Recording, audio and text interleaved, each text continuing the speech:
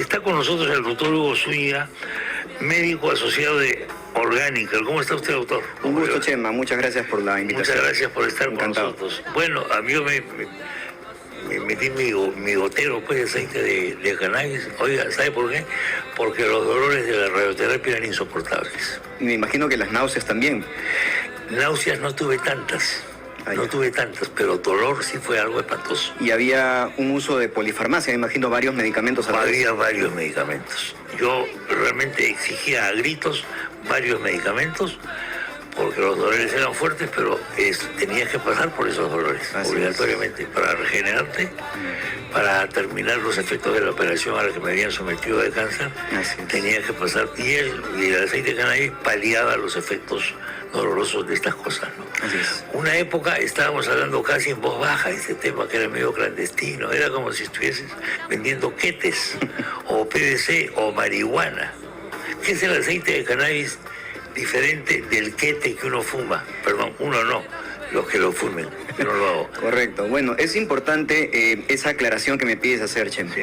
El aceite de cannabis contiene fármacos, contiene medicamentos, ¿no? No podemos compararlo con una droga de abuso. La cantidad del THC que uno aspira en un quete, como has dicho, es mucho mayor y no tiene una orientación medicinal directamente. En cambio, el aceite sí tiene concentraciones que van orientadas a ciertos receptores que nosotros poseemos en nuestro cuerpo. Es más, el sistema endocannabinoide existe en el cuerpo de muchos mamíferos. Nuestro organismo. Claro, en nuestro organismo. Hay que incentivarlo. Exacto, lo que hace el aceite es justamente atacar directamente esos receptores que ya están en el organismo. No estamos agregando algo completamente alienígena. Ajeno. Es como la vacuna, lo que hace es reforzar tus capacidades inmunológicas. Precisamente, estimula la formación de anticuerpos, así es. No es que me meten una célula especial para crearme, ya lo tengo yo, lo que pasa es que está dormido o está debilitado. O hay maneras más específicas de atacar ciertos receptores para poder bloquear estímulos nerviosos que pueden llevar a dolor o incluso a descargas epileptiformes, por ejemplo. ¿Qué pasa en mi cerebro cuando yo consumo aceite de cannabis? Cuando uno consume aceite de cannabis, hay dos fármacos principales que van a actuar. No son los únicos, hay más de 3.000 cannabinoides, solamente que se ha estudiado más acerca de estos dos, que es el cannabidiol o CBD y THC, que es tetrahidrocannabinol, que es lo que la gente fuma, ¿no? Para el efecto psicoactivo de placer. Lo que hacen estos cannabinoides es actuar en receptores que ya existen y están predominantemente distribuidos en el sistema nervioso central. Se bloquean algunas vías de canales de calcio para que la neurona no sobrereaccione, por ejemplo, en el caso de la epilepsia, o más bien promueven la transmisión de la sustancia que se llama anandamida. Te digo, anandamida es una sustancia que está hecha de ácido graso, que viene del metabolismo del glicerol, y esta anandamida, bueno, ya la describían de manera muy somera, ¿no? En la antigua China, 2800 años antes de Cristo, ¿no? Ananda incluso viene del sánscrito, que quiere decir placer, y está mencionada en la medicina ayurvédica. No estoy diciendo que porque es antiguo es bueno, sino que ya había un indicio desde hace mucho tiempo que había un efecto medicinal de estos aceites. Entonces lo que va a hacer prácticamente es bloquear algunas señales que pueden ser nocivas, pueden llegar a descargas epilépticas o pueden llevar al dolor crónico, ¿no? Porque el dolor, como te digo, no es solamente un pinchazón, una fractura, el dolor es una experiencia, ¿no? No se puede pensar en el dolor como un estímulo solamente, por ejemplo, ¿no? Estamos hablando, por decir, de esta cosa que se llama fibromialgia. Perfecto, ¿No es cierto? Que no conocemos todavía muy bien y que no sabemos a qué se debe, pero que es terrible. Exacto. Es un espanto. La fibromialgia, te comento, estos dolores pertenece específicos, ¿no? Claro, no hay por dónde ponerle el dedo, ¿no? Claro. Eso es un reto para los médicos. Incluso los criterios diagnósticos son bien exigentes, ¿no? Tiene que ver 18 puntos dolorosos, tiene que haber una alteración del sueño, una alteración pues en la capacidad funcional de la persona, y esto va bastante subjetivo porque tenemos que guiarnos de una buena anamnesis, una buena historia clínica y que el paciente esté directamente orientado a referir con sinceridad los síntomas que presenta. La fibromialgia cae dentro de la división del dolor nociplástico, que es distinto al neuropático y al nociceptivo. Nociceptivo es lo que sentimos. Claro. Sentimos. Sí, el nociplástico es una combinación de estos factores que puede ser tanto por daño neurológico como el neuropático o por daño físico por receptores nociceptores, pero tiene un componente afectivo tan importante que no se le puede catalogar como ninguno de los dos. No se le puede poner un agente, un origen, un punto, un centro, un núcleo cerebral. No es que me golpea la cabeza o no es que me caí de la bicicleta. Exacto. Incluso las cefaleas como la migraña pueden entrar a esta clasificación. Exacto. Puede entrar en esa categoría. Pónganos, doctor, un abanico de dolencias para las que es efectivo el aceite Yo te puedo hablar acerca de mi experiencia por neurología, por lo cual soy especialista, ¿no? En neurología tenemos enfermedades crónicas de difícil tratamiento, de polifarmacia, y que característicamente afectan no solamente al paciente, sino a toda su esfera. Al cuidador, a los papás, a los hijos, a toda la familia, ¿no? En neurología nosotros vemos, gracias a la plataforma orgánica, pacientes con esclerosis múltiple. Vemos pacientes con dolor crónico neuropático, tales como neuralgias crónicas del trigémino, amputaciones, ¿no? Dolor, síndrome de miembro fantasma. Claro. Exacto. También vemos pacientes con fibromialgia, pero tenemos especialista en reumatólogo que también se ocupa de ello, ¿no? También vemos pacientes con trastornos de ansiedad generalizado, por lo cual contamos con la especialidad de psiquiatría. Y bueno, en mi caso también trato bastantes pacientes con epilepsia refractaria. ¿Qué es epilepsia refractaria? No es cualquier epilepsia, ¿eh? Esto no quiero decir que el cannabis sea un medicamento milagroso que cure toda la epilepsia, sino que es una alternativa muy buena y sobre todo útil en el ambiente de la polifarmacia a la cual se exponen estos pacientes. Un paciente con epilepsia refractaria tiene al menos 2 antiepilépticos a dosis máxima por cierto tiempo sin control de la crisis, según definido por la ILAE, que es la Liga Internacional de Lucha contra la Epilepsia. Entonces, estos pacientes pueden ser niños o pueden ser adultos. Según la literatura que tenemos, hay efecto en adultos tanto como en niños. Y en niños es muy difícil dar muchos fármacos que sean hepatotóxicos, nefrotóxicos o que vayan a alterar su crecimiento, su desarrollo. Entonces, 2 de estas patologías conocidas son el síndrome de Lennox-Gastaut y el síndrome de Dravet. Son epilepsias refractarias de difícil tratamiento, congénitas en muchos casos, autosómicas.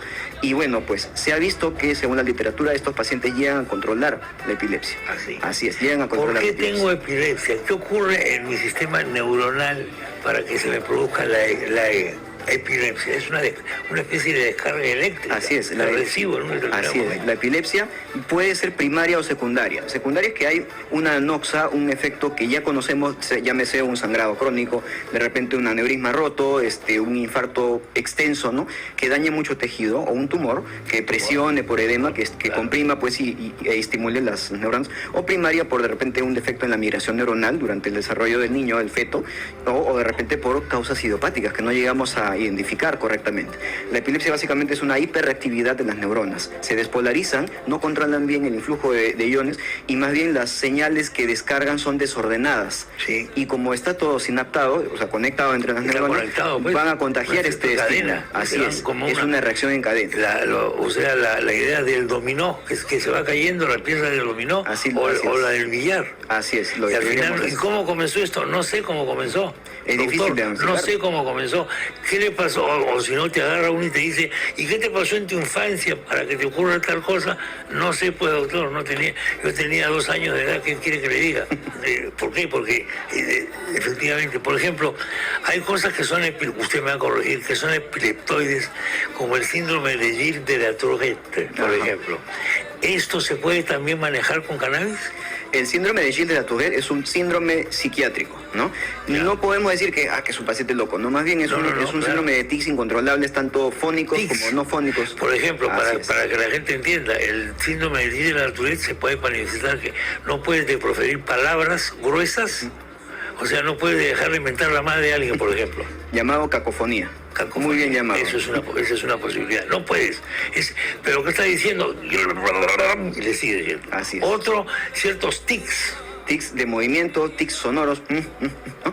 Tics sonoros, no necesariamente son movimientos ni palabras. Entrevisté a un artista que tenía el síndrome de Gilles de la Tourette, que aparte de mentarme la madre constantemente, pero esto pues te quiero decir, no está planificado, no es que el tipo sea un desgraciado, no podía dejarme de tocar con el dedo. Me tocaba con el dedo. Rituales y automatismos también, sí. Automatismo. Es que el síndrome de Gilles de la Tourette no solamente... tuve o tengo algo del síndrome de Gilles de la Tourette con lo que se decía antes que uno cerraba los ojos, el famoso tic nervioso, se llamaba en aquella época. Claro. Y muchos de estos tics están relacionados a una esfera de un trastorno de ansiedad. ¿no? Trastorno de ansiedad. Ahora tenemos la mala costumbre de decir ansiedad a todo, sí, y eso claro, también tenemos que irlo borrando, no es un mito. Que un paciente viene con dolor, que no le encontramos nada, es un paciente ansioso. Eso no necesariamente es cierto. El paciente tiene que ser respetado en ese aspecto. De repente nosotros no sabemos qué está pasando en esa esfera. Recordemos que hay dolor nociplástico. Nosotros no vamos a poder definir un dolor solamente porque hay una fractura o porque hay una desmielinización como la esclerosis múltiple. Del cuerpo. Exacto, el dolor también puede ser emocional. Y el dolor o el estado de ansiedad, ese componente afectivo, baja el umbral del dolor. Y cualquier otro estímulo va a ser percibido pues a doble o tercera potencia por ese paciente. Por eso es que estos tratamientos con cannabinoides son especializados, van directamente a la persona. Ahora, terminar el gel de la Tourette se puede utilizar, pero no va a controlar totalmente los tics. Lo que va a ayudar es en el problema de la ansiedad, y también se ha utilizado como para las fobias específicas. Muchos de estos pacientes tienen mucho miedo a hablar en público, ¿no? Y sí se está utilizando de esa manera. En ese caso particular. Exactamente, la gente fóbica, ¿no? Hay un montón de fobias ahora, ¿no? Muchas, son específicas. Usted habrá visto seguramente en su carrera, a pesar de que es muy joven, una cantidad de fobias increíble. Ahora que hay tanto perro, creo que ha bajado las fobias a los perros, creo, ¿ah? Lo que pasa es que nosotros nos sensibilizamos conforme vayamos conociendo más de algo. Si de repente vemos muchos perros callejeros, no sé, me pongo un ejemplo, ¿no? Sí. Y les tenemos miedo por la rabia, ¿no? Sí. Pero sabemos después que no todos los perros tienen rabia, sí. Que hay operaciones para poder vacunarlos, para poder categorizarlos, darles alimento y retirarlos de esos estímulos nocivos. Entonces ya no va a ser una tanta amenaza. Es exactamente lo mismo que pasa con la medicina cannabinoide. ¿Por qué? Porque nosotros no conocíamos mucho de los cannabis, ¿no? Pues. Nosotros tenemos pues registros de la antigüedad, sin embargo legalmente aparecieron ya en 1970, sí, pero luego fueron retirados por la prensa, por los medios, porque habían efectos pues psicoactivos por el abuso, el uso no controlado, y entonces se demonificó bastante, ¿no? Se demonizó bastante el uso. Entonces nosotros lo que tenemos no es tanto la literatura de metaanálisis y revisiones sistemáticas con lo que nosotros trabajamos, sino lo que viene de afuera, ¿no? Entre estos países que ya han impulsado el tratamiento con medicina por fármacos cannabinoides, llámese Canadá en primer lugar, Estados Unidos, México, ahora en Latinoamérica, Colombia, y ahora nosotros. Nosotros no somos los últimos, estamos tratando de llevar la delantera. ¿Desde cuándo estamos ya legalmente? Desde el 2019. Desde el 2019 ya apareció el marco legal que nos permite utilizar el cannabis. Yo lo usé en 2018. Claro, y eso también dificulta el acceso, ¿no? Ha tenido que de repente ir a otro país para recibir. A los defensores de la ley les pido mil disculpas, pero si ustedes hubiesen tenido el dolor que yo tuve, no hubiesen estado leyendo el reglamento Z de no sé qué, por favor. Lo que pasa es que no todos podemos ponernos en el lugar de otro, ¿no? Sí. Obviamente las entidades tienen que tratar de proteger más que liberar, ¿no? Entonces, como hay un potencial de abuso, tenía que haber un marco legal, pero ahora felizmente sí se conoce más lo suficiente para soportar ese uso. ¿Cómo se vende el aceite de cannabis? Se vende, bueno, nosotros tenemos presentaciones en gotero, es básicamente aceite. El uso de manera inhalada por vaporizador es legal en otros países, pero lamentablemente aquí aún no. Acá no es legal, el vaporizador no es legal. Sin embargo, sí está prescrito en otros casos, en otros países. Por ejemplo, te cuento casos de esclerosis múltiple. Sí. Los brotes de la enfermedad desmielinizante son súbitos, vienen con espasticidad, dolor incontrolable, dolor tipo neuropático, calambres, quemazón, neuritis óptica, y estos problemas aparecen rápido. Entonces, si nosotros damos un medicamento que demora 20 minutos aproximadamente en ser absorbido, no va a servir para los brotes, va a servir para el mantenimiento y quizá para bajar la espasticidad. Tienes un dolor intenso, imagínate. Cálmate, hijito, que dentro de 2 horas vas a comenzarte a sentir mejor. Ya me suicidé, doctor. Para hablar de eso, justamente hablando de eso, porque puede ser fuerte, no puede sonar fuerte, pero eso es real, eso es real. Sí. Yo tengo una paciente con neuralgia del trigémino y no debería poner mucho a la experiencia, pero es algo que podría contribuir. Es una paciente que llegó a consultorio ya con ideación suicida. La neuralgia del trigémino es un dolor insoportable y que no para. Por supuesto. No para con nada. Y el suicidio aparece como el alivio final a toda esta desgracia que estoy atravesando. Así es.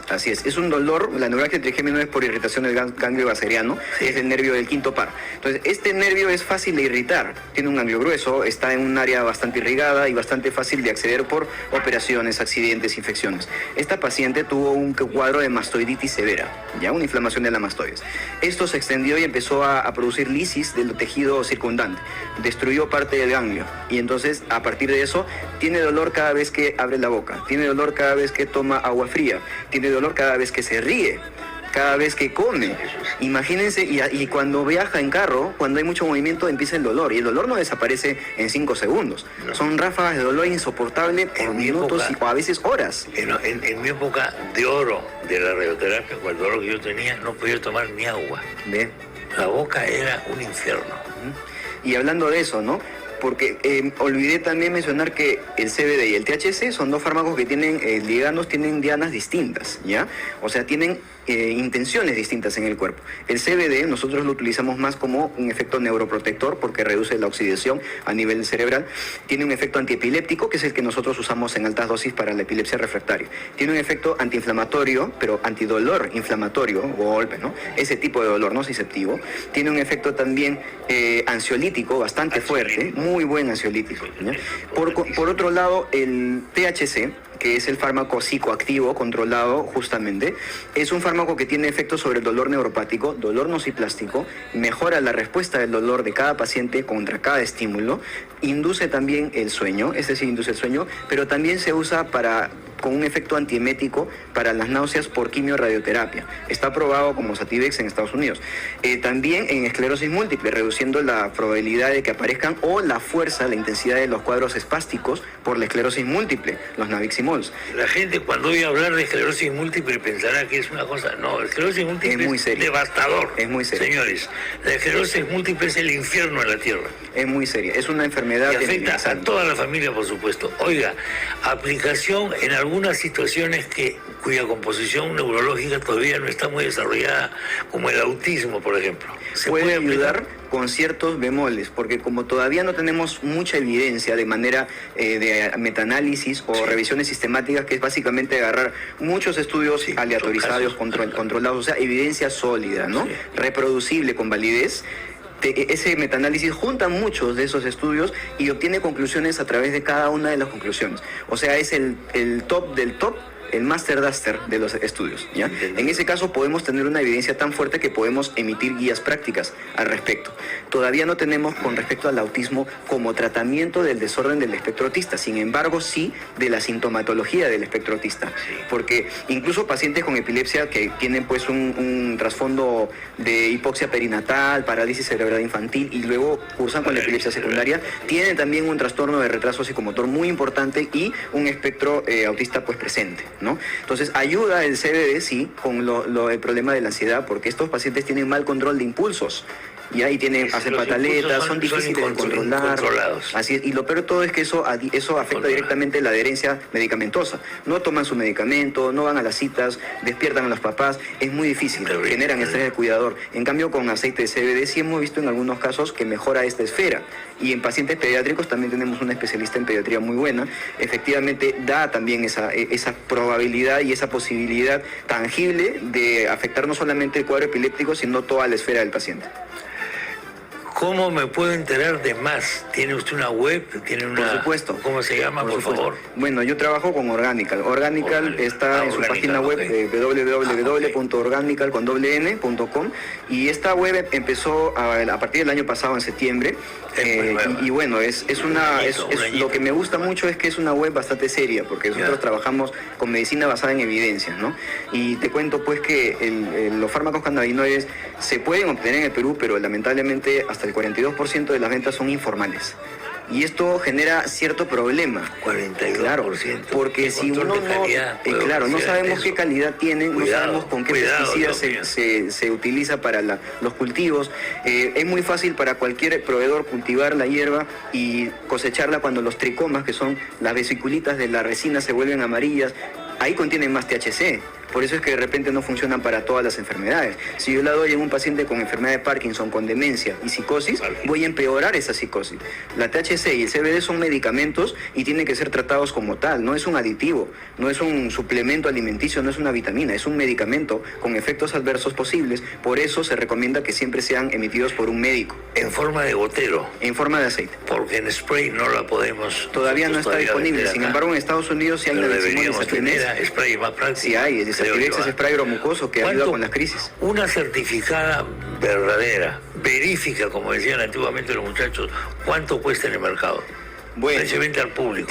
Sí, yo no manejo tanto eso porque yo me dedico a la parte asistencial, pero de lo que sí te puedo comentar está entre los 200 300 soles, dependiendo de la concentración de cada uno de los fármacos. Porque un fármaco rico en THC, que tiene implicaciones distintas que un fármaco rico en CBD, tiene obviamente un proceso de fabricación y de legalización distinto al del CBD, ¿no? Pero lo que sí recomiendo es que los pacientes accedan a un servicio de confianza.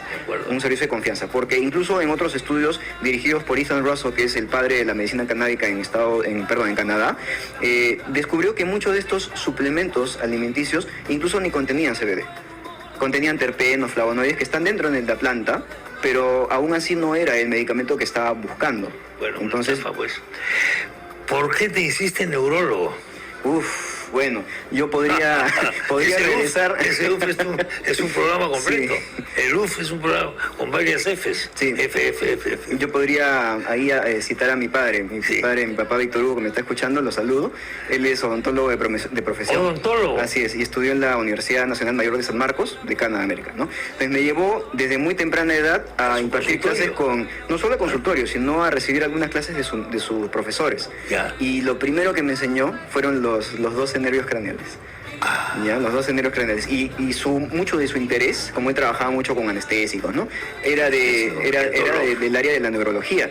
Y desde niño hasta ahora es una curiosidad pues que nunca se acaba, porque la neurología es tan complicada y tan hermosa. Ahora la neurología se está poniendo los pantalones largos, el cerebro se está poniendo los pantalones largos, lo tuvo el corazón en su momento, el doctor Barnard que hizo el primer trasplante de corazón. Puso de moda al corazón, pero el cerebro ya lo conocemos bastante.